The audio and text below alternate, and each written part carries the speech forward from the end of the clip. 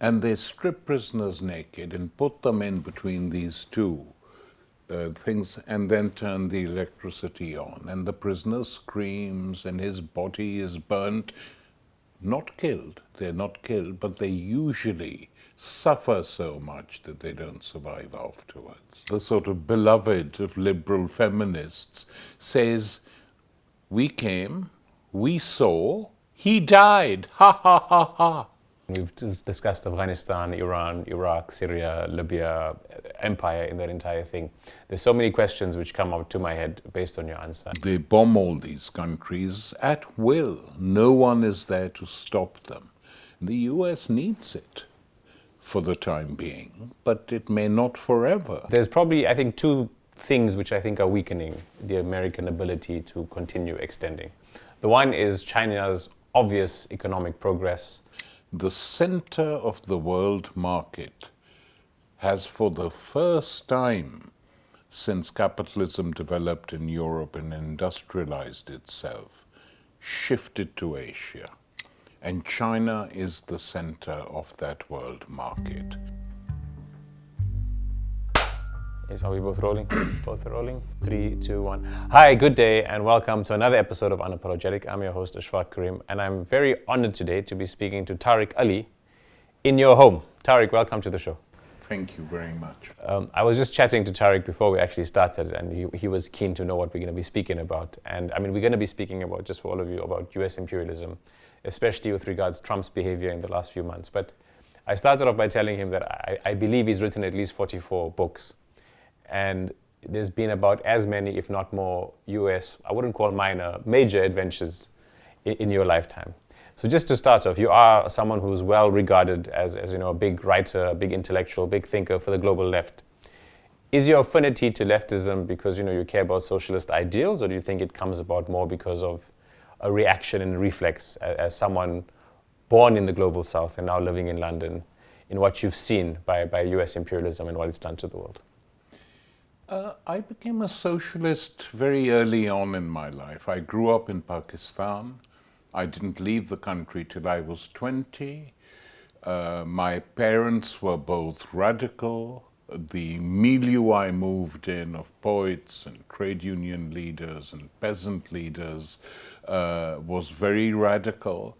So I learned a great deal from them. And above all, I learned to value the lives of the underprivileged by talking to them, by interviewing them, by going and asking them questions, which very few people did in those days, of what they would like to see. So that has never left me. And the problems remain the same: health, education, electricity, water. These were problems which were chronic and still are for most people in Pakistan, and even in a country that has sort of grown up more, India and Bangladesh. But what is interesting is that these problems are now reaching the world in which we live in Europe and the United States. It's not on the same level, but when you read about water crises, privatized companies making money off things that would normally be either free or very cheap, or were once free in a country like Britain, then I don't feel that I need to alter my views. I mean, what is happening is that we have a rampant capitalism. We have a situation in which power and money are completely imbricated, where politicians become politicians to make money. By and large, very few are intelligent, really intelligent people are going into politics because they feel they can't do anything. I mean, this was not so much the case in South Asia. Several people thought they still could change. Now they find they can't. But here, very little change is possible within the system. as it is presently constructed. And so I remain a socialist without any apologies whatsoever. Of course, having grown up in the South and then having been active in the various solidarity movements in Europe and the United States, less so there, but mainly in Britain and other parts of Europe, from the days of the Vietnam War onwards, has made me extremely aware of what empires are, what imperialism does, and how the exercise of imperialism during the Cold War period that lasted effectively from 1917 to 1991 in the last century, how that affected the world, largely for the worse. I mean, you had the Vietnam as a country had to fight against France, Japan, and the United States at three different moments of its history. Can you imagine the effect of that on people living there? Generations only knew war. In Korea, you had a huge war, which the United States determined to wage because they were fearful that the whole of Korea would go communist, and that would be an enormous boon to the Chinese and the Russians, so they were determined to crush it. And they did. The country still remains divided. One of the Cold War divisions. Germany, they sorted out, and we see now with what results. Korea, they were very nervous about sorting out. So you had the Korean War, and then, of course, you had the attempt to bring about change in Persia, in Iran, under Muhammad Mossadegh. He was very popular. He was, if you describe his politics, he was a sort of liberal social democrat. His mistake, so-called mistake, was to nationalize Iranian oil and chuck the British out of Iran. And so the CIA and British intelligence combined to topple him in 1953. The Shah had fled the country. I don't know where he'd gone, but he'd left Iran. Mossadegh was in power, extremely popular, toppled, arrested, put under house arrest till he died, and that brought about the changes in Iran that we see, in the decades afterwards. A corrupt regime led by the Shah. I'll never forget, an Iranian friend had come to see me, and SAVAK, the secret police of the Shah of Iran, backed by the United States and the West, was experimenting with torture, with methods of torture. And this Iranian friend told me that a friend of his had been in prison and had come out and had died soon afterwards, after some months, because he said the torture they had inflicted on him. He said, "Have you ever heard toasting prisoners?" I said, "No." He said, "It's like a large toaster, huge size, and they strip prisoners naked and put them in between these two things and then turn the electricity on, and the prisoner screams and his body is burnt." Not killed, they're not killed, but they usually suffer so much that they don't survive afterwards. People forget all this. And then, because the US and its allies had decided to get rid of Mossadegh, they did so even at that time with the help of a section, not all, but a section of the mullahs, religious people who hated Mossadegh for their own reasons. And they helped to mobilize some street support against Mossadegh. And then then the Shah came back, the tortures continued, the left was virtually crushed.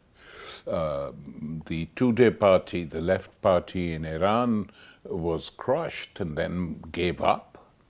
And when things got to a stage where people just couldn't tolerate the regime of the Shah, it was the mullahs who took power. And people thought this is another revolution, and it was, one can't deny that.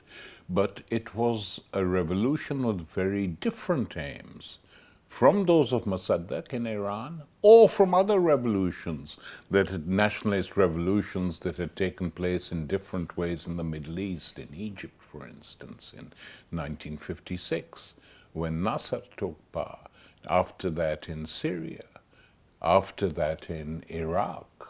So there were all these instances in history, and imperialism never gave up. Now look, when I think about it and go back to the years after the Soviet Union collapsed, lots of people, including many on the left, thought this is it, the Cold War is over, we've now got a blank slate, and we'll carry on as if none of these bad things have happened. That was a sort of, it was an illusion.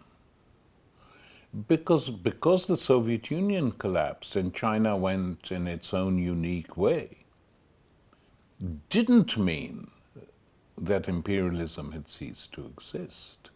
On the contrary, from the collapse of the Soviet Union in 1991 till very recently, the United States had become an ultra-imperialism, the only real imperial power in the world. And we used to wonder, how long can this last? Many took hope, saying, they've suffered a setback here, they've suffered a setback there, it's the end of the American empire. I didn't believe that at all and argued against this view. I used to say, the American empire is not only there, it's extremely strong. And if it is suffering economically, as much of the capitalist world is, especially after the Wall Street crash of 2008, it doesn't mean the empire will go, because you have to look at the real pointers. The United States military, Air Force, its Navy, is better equipped, more powerful than the next 6 countries put together, including China and Russia. This power means only one thing, that when they need to, they will use force to get their way. And that is exactly what we are witnessing today, especially the post 9/11 phase. I mean, when I think back on it, we didn't realize the extent to which they would use that new turn to take what they wanted, but they did it. I mean, the famous remark of Bush's National Security Advisor, or perhaps she'd become Secretary of State, Condoleezza Rice, "We must use this." Her actual phrase reported in books. "We must use this," meaning 9/11, "we must use this to get our way in the world." Meaning that this was a heaven-sent, Allah-sent opportunity to do what they wanted, and they started doing it. I mean, the first response of the Bush presidency to 9/11 was, let's take out Iraq. Iraq had nothing to do with 9/11. Even Afghanistan, who had harbored these people, as such had nothing to do with 9/11. The people who took down the symbols, Osama bin Laden's people, were mainly from Saudi Arabia and Egypt, two of the United States' closest allies in the Middle East. But they first thought, let's take Iraq. And then people said, no, that'll look weird because he really, Saddam Hussein may be a son of a so-and-so, but he has no links with Al-Qaeda or these groups. So then they put pressure on Afghanistan.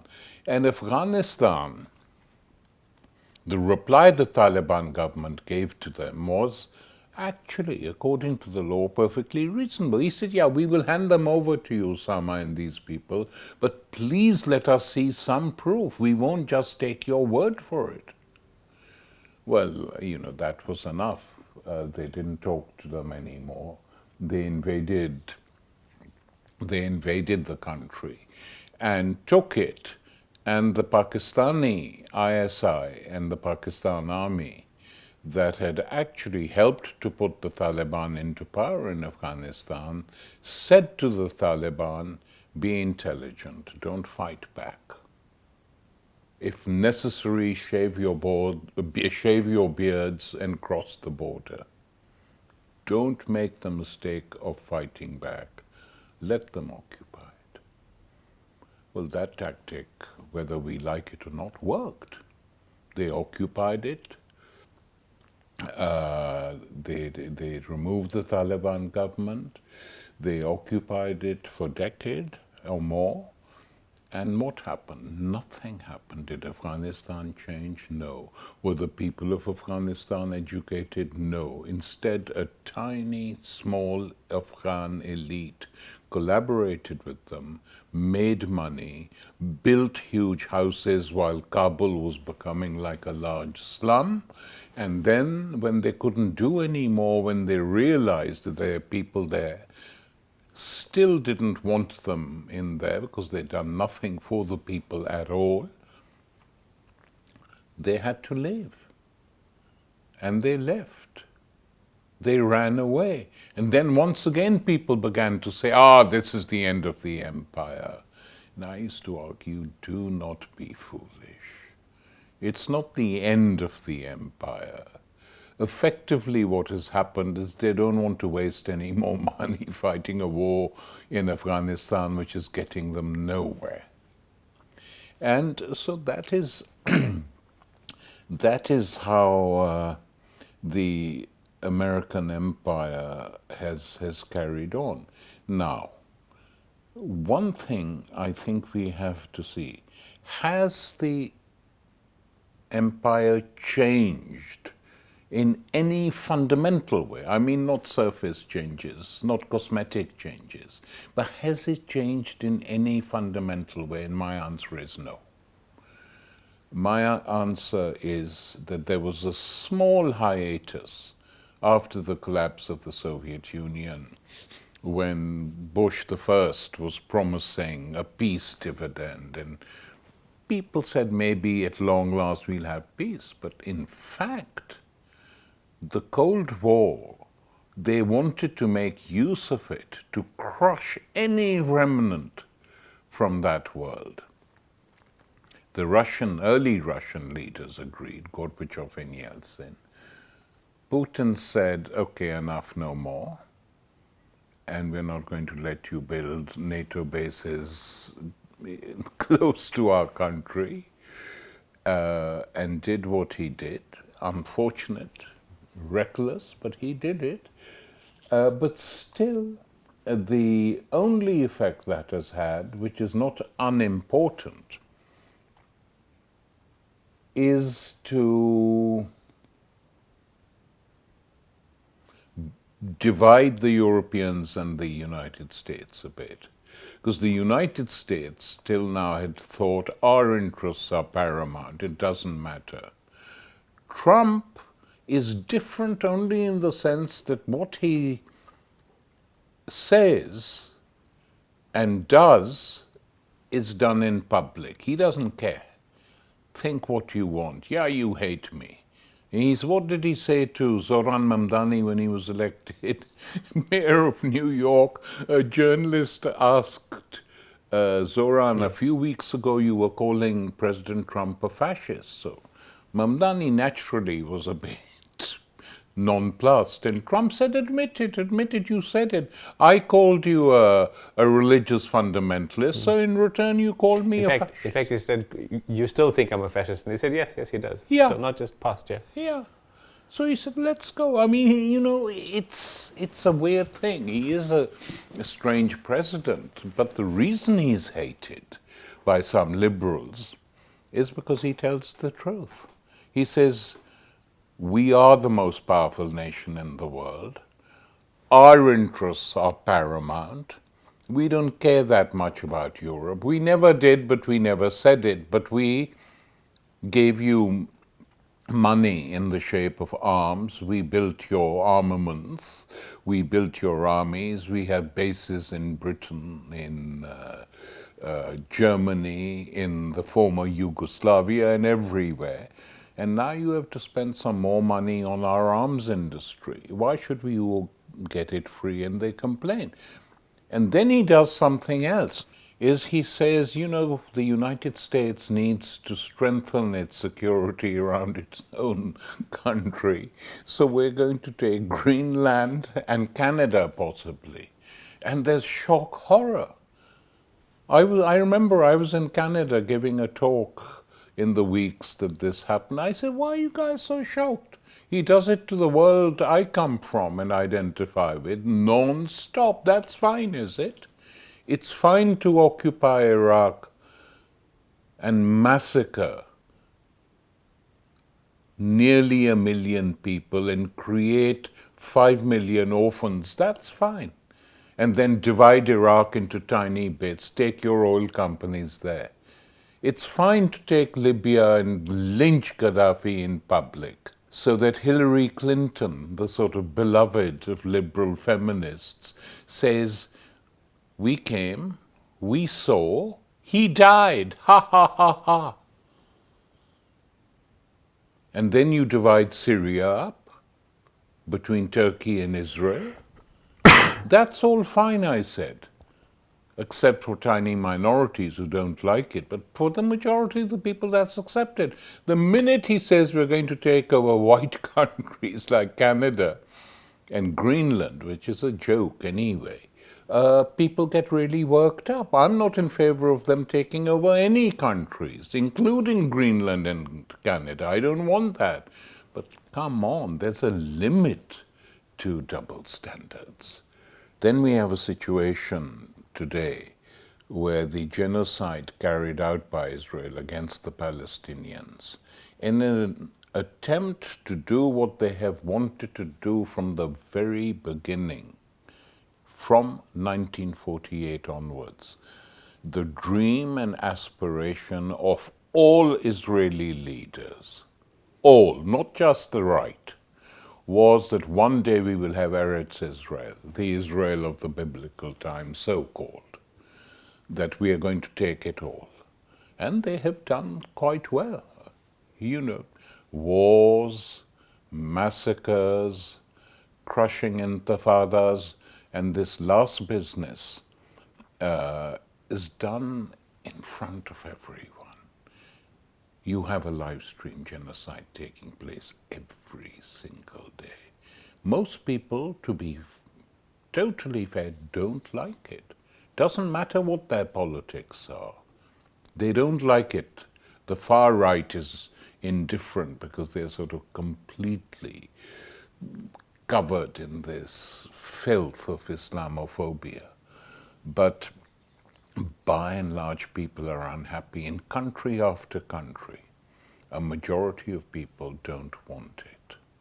They want it to stop, but they don't do anything, though the solidarity movement with Gaza has been huge. But when the solidarity movement, which is a minority of the country, but represents in some ways the views of a majority, because in every European state, a majority want it to end. A majority don't want Israel to be armed by the West. And even in the United States, the figures are high. So, and getting higher. So in this situation, what the elites in Europe and the United States do is curb dissent, become more authoritarian, try and make it very difficult for people to go on demonstrations, declare a pacifist group terrorists. That's what they've done in Britain, done by this creepy Labour government. So in this situation, the one thing we cannot say is that imperialism is gone. It's finished. US imperialism remains very strong. Even the Europeans now are beginning to talk in language, which is that we won't just follow America, but we have our own priorities. Well, they've always had those. The French occupied Africa, carried on occupying Africa directly, in some cases indirectly, after these countries were made formally independent. You know, the war against Algeria, one of the filthiest wars fought by the Europeans. And they crushed solidarity when the Algerians demonstrated in Paris against the war. A lot of them were shot and thrown into the river. Okay, very long answer that you've covered, and I appreciate all of it. I mean, we've discussed Afghanistan, Iran, Iraq, Syria, Libya, empire in that entire thing. There's so many questions which come up to my head based on your answer. I mean, I think we need to speak a bit about Iran, because there's a very likelihood of a strike or a major attack on Iran, depending on what happens in the negotiations. I think that's important. But I mean, before we get there, you've mentioned that, you know, and I completely agree with you, that empire is alive and it's well and going. There's probably, I think, two things which I think are weakening the American ability to continue extending.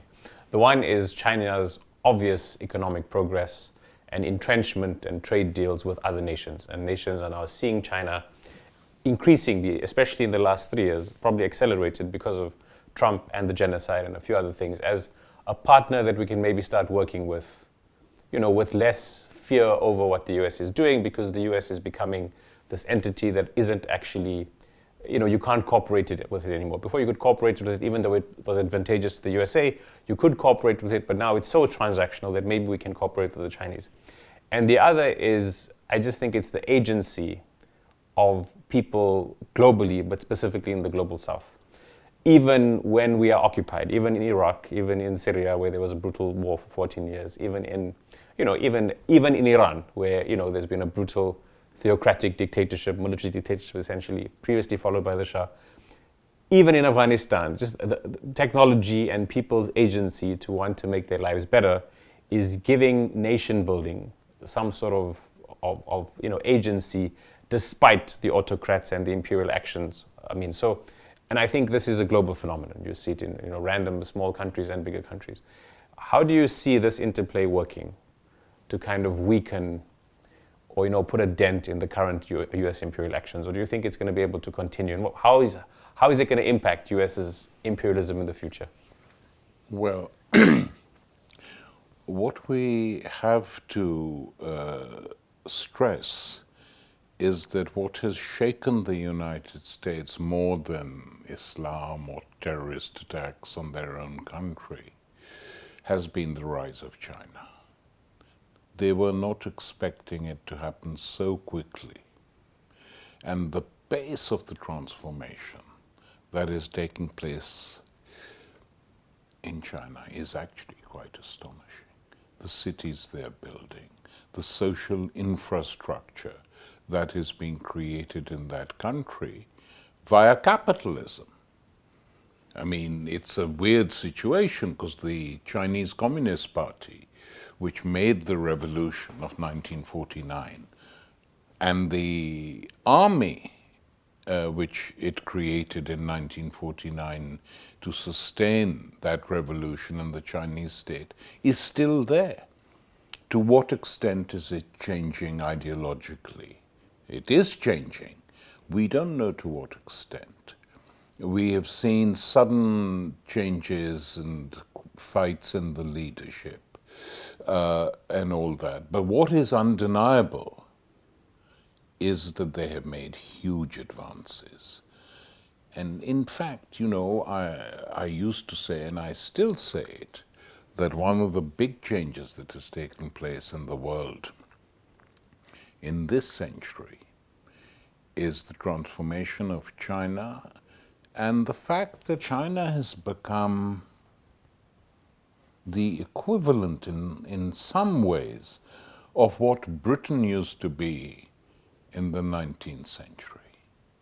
The supplier of the world, the center of the world market, has for the first time since capitalism developed in Europe and industrialized itself, shifted to Asia.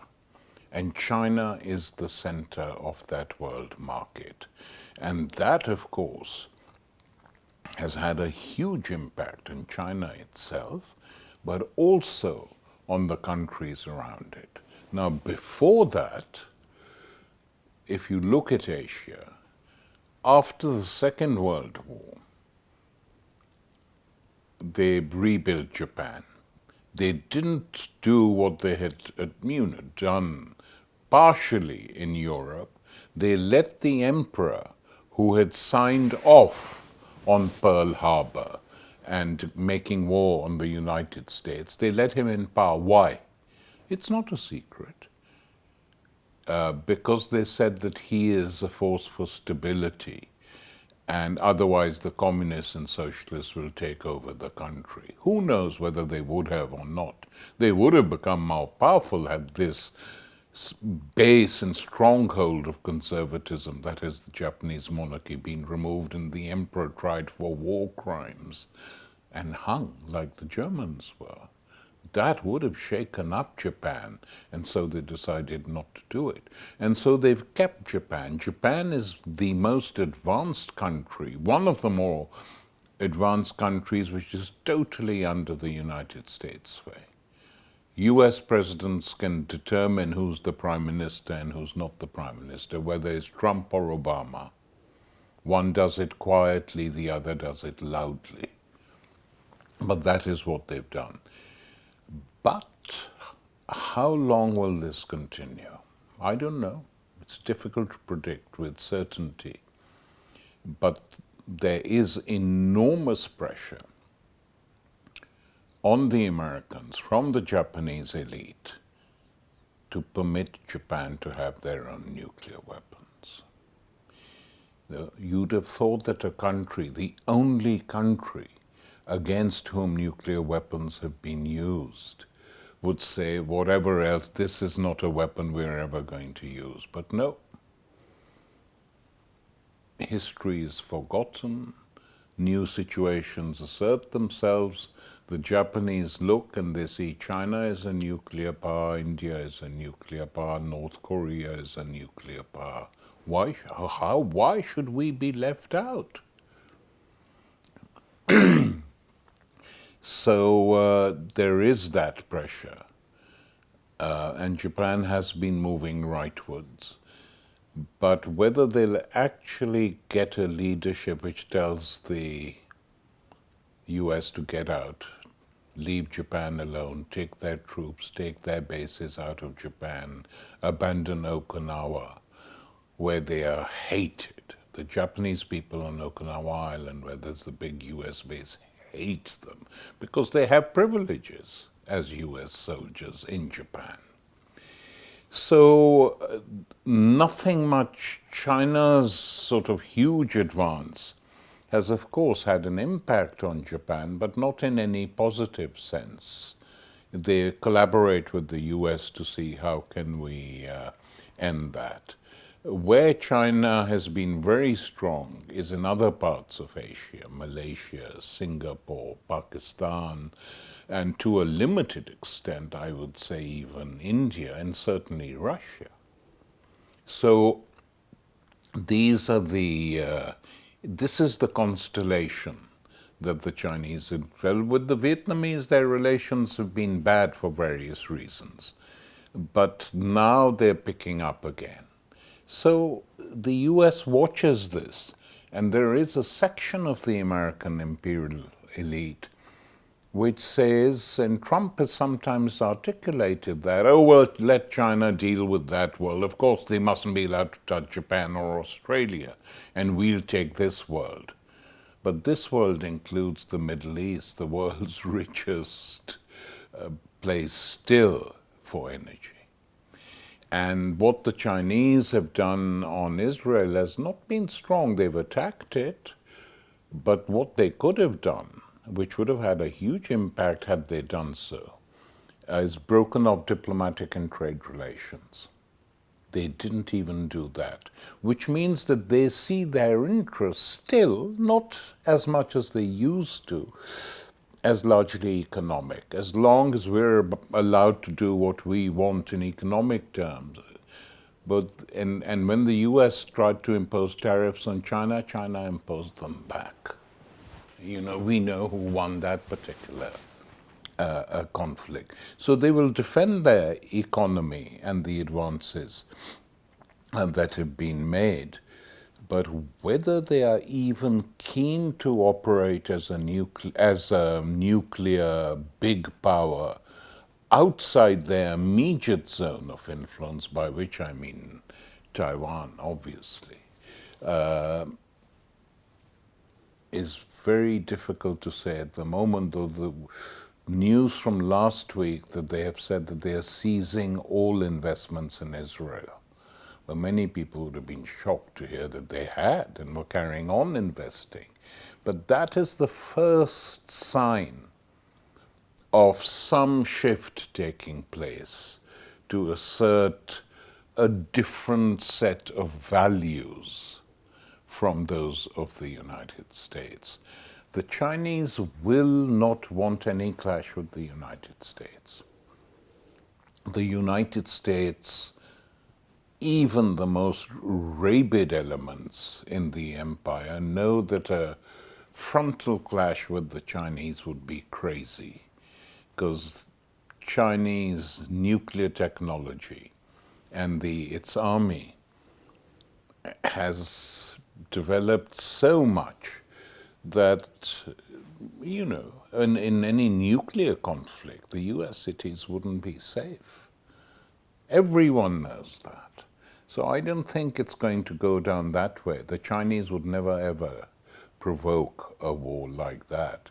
The Americans would be crazy to do so, because if they did, it would not remain confined to that part of the world. It would spread. This is the situation that we confront. When you look at the Arab world today, I'll tell you a story about Gaza which impressed me a great deal, which was the demonstration in Gaza, I think last year sometime, when Gazans put satins and silks and flowers round the necks and bodies of donkeys and marched the donkeys down the street with the children stroking the donkeys. And the organizer of this donkey protest, or homage to donkeys, when asked, why have you done this, he said, they have been more helpful to us than our neighbors. And it's one thing to attack the West for watching this genocide take place. You know, we attack them all the time. But the sad reality is that the Arab countries have done the same. None of them in the region have dared obstructed or even tried to push Israel back. I mean, I ask you, the Saudis have an air force. Why didn't they say to the Americans, you're allowing our people, Palestinian Arabs, to be crushed, killed, destroyed, starved, without water, without food? Well, our Air Force is going to go and take cargo planes and drop food. At the very least, drop food. And if you interfere with them, then that's up to you. Egypt could have done that, though they're so heavily embroiled and imbricated with Israel. I mean, Egyptian officers go to Israeli military academies. None of these countries, Syria broken up, Libya broken up, countries that could have helped, gone. So it's the situation is actually very bad in the Arab world today. And who will change that? I think only mass uprisings or quarrels within the armies, and these don't happen easily, will change that. So in fact, far from the genocide in Gaza regenerating or creating a sort of pride in nationalism and sovereignty, it's had the opposite effect. People are scared. And not people, but the elites are scared. They would have popular support were they to do something. And they don't do it. And when the Iranian war, what I call the agreed war, when the Americans said after the Israelis had carried out raids on Tehran, okay, the Iranians can do the same, but keep it under control. Like they agreed to even after they'd done it, and the Iranians were allowed to go and bomb the base in Qatar. So these are all agreed conflicts that they feel they have to do. But what was interesting was when the Iranians they really did hit Tel Aviv. Not all their drones could be stopped. You saw parts of buildings in Tel Aviv burning and on fire and casualties, and they were trying to target the IDF command center, which is built below the most populated parts of Tel Aviv, saying that if you attack that, then you create civilian casualties. Well, I have to be honest. Large numbers of people today, not just in the world of Islam, elsewhere, when they see Israelis, IDF people, or civilians being killed, they don't have the same feeling that they used to before the genocide, where people used to say, don't do it. My opinion is still that we shouldn't target civilians, and it doesn't matter who they are. One shouldn't target them. But this is a minority view amongst on the left. Many people say we don't care anymore. That's dangerous, actually. It's not a situation to be supported. So nationalism is not on the rise as such. Anger is a national anger that grips the population, not reflected at all in the elites who rule these countries, and most of whom are totally in hock in the Middle East to the United States. And even those who aren't feel, look, we are powerless now. I mean, the Venezuelan episode is very revealing in this regard, that for a year before this happened, the entry of American special units to capture Maduro himself and the government had been negotiating with the United States for some settlement, even saying, okay, we will privatize the oil, your companies will buy it, agreeing to dismantle all the gains that had been made under Chavez, and that had been destroyed to a very large extent by a combination of corruption within the country and US sanctions, which were vicious, vile. So they decide to give up, and still the United States said to Maduro, no, we want you out. We'll buy you a palace in Turkey. You can stay there. You'll be looked after for all your life. We'll give you money. To his credit, he didn't go. He said, no, it's my country. I'm not going to be pushed out of it. So they had to carry out this action. But to what extent were his colleagues involved in this action? They are different views, but without the collaboration of the Venezuelan army, and especially the popular militias under Cabello, This couldn't have happened. I mean, you know, a group of thugs come in from a foreign country, they've warned you they're coming, and you watch as they kill all the Cubans who are guarding Maduro, and capture him and his wife, who says, I want to go with him, and you cart them off to the United States, and no armed force within the Venezuelan state defends him. What does that show? That a deal of some sort was done. It'll come out, because one good thing about the United States is that these things come out.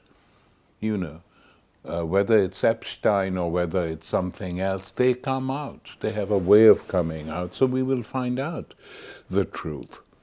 And if they're trying to do the same in Iran, it'll be more difficult, because I think that the Israeli aims for Iran are different to those of the United States.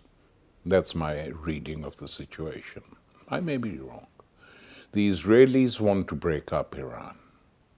They do not want the idea of any other state in the region having nuclear weapons. They don't trust the Iranians. They think that if left alone, they will get nuclear weapons, even though the Iranians have fallen on their knees before the United States and the West, saying we are not going to do them.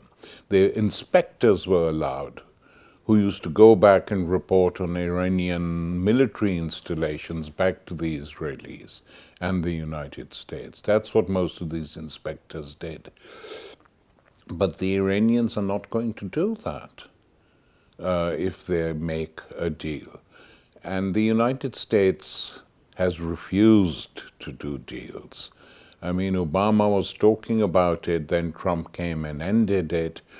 The Israelis would like to split up Iran by encouraging, say, the Azerbaijanis. The Azerbaijan is a CIA state, effectively, to create trouble with the Azeri population in Iran, which is huge. I mean, Ayatollah Khamenei himself is an Azeri. And to try and use that, I'm not sure that's going to work necessarily. In any case, the United States are not in favor of any armed conflict. They know that the Iranian guards, the heart of the regime, will fight back. They will die. They will fight back. And the Iranian army itself is not going to be so easy to crack, in my opinion, because they have a system of sort of like the Red Army used to have after the revolution, and in the Soviet Union, commissars who make sure that ideologically the faithful remain pure. And they have these in the Iranian army, so it's going to be difficult to crack those too. They could offer a deal based on the removal of Khamenei, like they did in Venezuela. Whether the Iranians will take that or not, we don't know. Negotiations are going on as we are talking between the Iranians and the United States. So we shall see what happens. But it's a dangerous situation. And I think it has to be said that the Iranian government hasn't handled this well from its own point of view. I mean, after the hijab revolt, when they should have been shaken and offered some massive reforms, they didn't do so. The economic crisis, thanks to the sanctions largely that have been imposed, has created havoc. And the Bazari base of the regime, which actually used to support Ahmadinejad, and that gang of the clerics has switched. That is the only assumption one can make, and is switched. And the question is, have they switched over, and have they become so hostile to the regime that they are prepared to have the son of the Shah back? Some of my Iranian friends say, yeah, that's how much they hate the regime. And regimes that become totally unpopular in the country itself are easy, whether we like it or not, to remove. So some of the mistakes, some of the regime has scored goals against itself, I fear. And that is what makes the situation more complicated. It isn't simply going to be anti-imperialism versus Iranian nationalism. Iranian nationalism is itself split and divided. Okay. Final question, and it's just picking up on a few things you've said. So you mentioned, and I completely agree with you, that the Arab countries could have done a lot more. You also mentioned that China just very recently sort of have economically penalized Israel, right? While I completely agree with you that both these entities could have done more, especially regarding the Arabs, and even with regards how, they agreed a war between Israel and Iran, with the exception of Israel, one could say, and this is not in defense, it's just maybe some nuance to the perspective, that everyone else has tried to be containing events since October the 7th, right? So yes, the Saudis, I don't think they ever would have had the guts to, rally their air force to drop food on Gaza, but also if they did, they would risk all-out war, or, and especially from the elite's perspective, they could potentially be removed, as has happened to Maduro, right? So there's been this element of containment among the autocrats, the Arab states, even China. It's clear now that there is a more massive diplomatic rift between Israel and UAE and the other usual American allies in the region.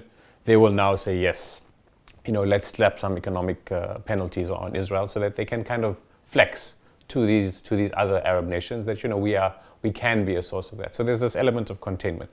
And even with regards how the Americans are responding to Iran, it's an element of let's not, we want some sort of entity there so we can do business, so that you as a region can stay on side and not pivot towards China, whereas Israel just wants destruction because the more divided Arab states you have, the better for them.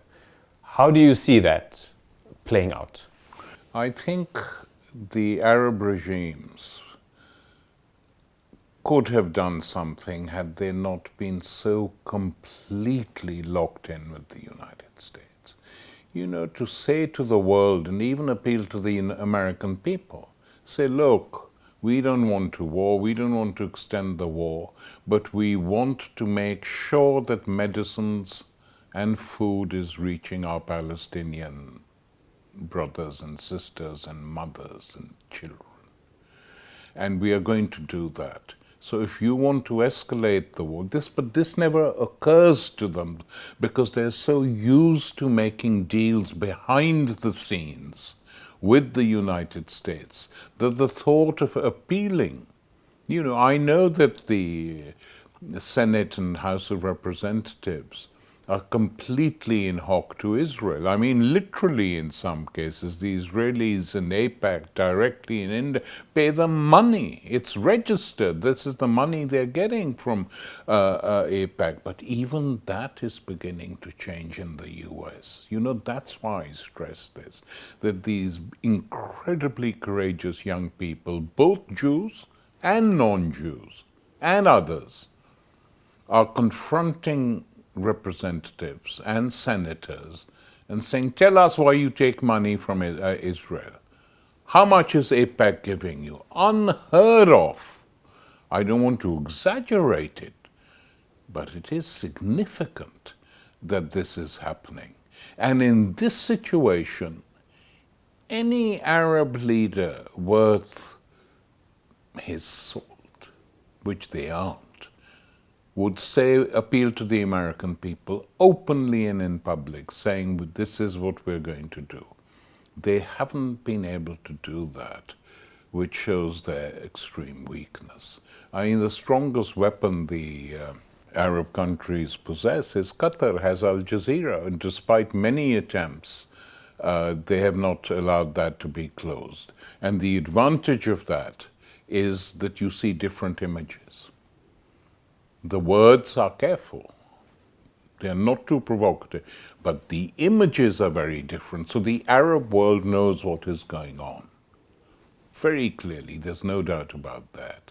Their leaders know what's going on, and yet they are paralyzed.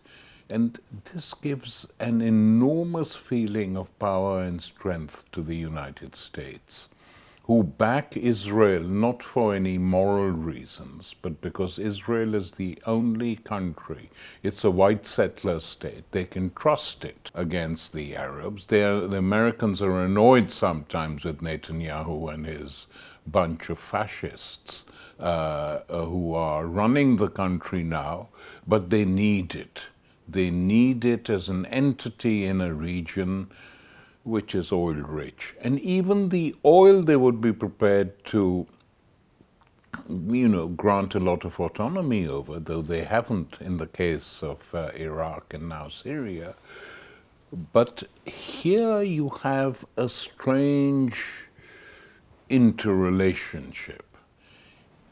Iran is the country that has signed deals, 10-year, 15-year deals with China on supplying oil.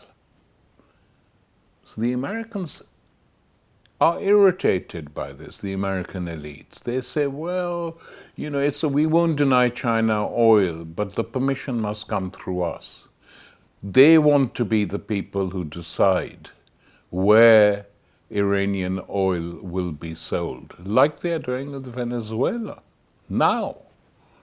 They're saying, yeah, you can sell your oil, but we must give you the permission. And they're saying to other countries, you can take oil from Venezuela, yeah, we have no objection against you. We have an objection against X, not against Y.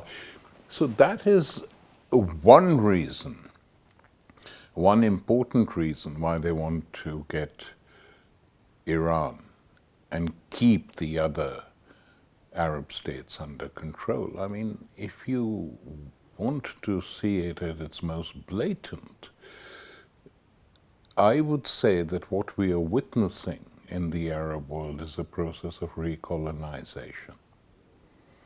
That the independence these countries got through mass movements affecting the army in the period after the Second World, that period has come to an end.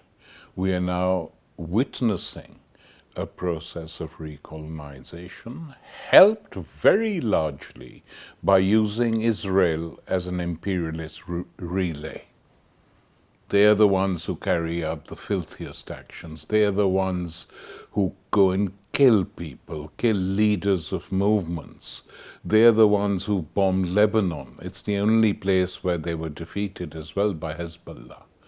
That they think they've avenged by killing Nasrallah. They may be wrong on that. They bomb all these countries at will. No one is there to stop them. The US needs it for the time being, but it may not forever. So it's very difficult to predict which way this will go and which Arab country will break first from this sort of iron grip in which they are held by Israel and the United States. Difficult to say, but I hope it will happen. I don't think one should give up. Tariq Ali, thank you so much for your time. Thanks. Thank you.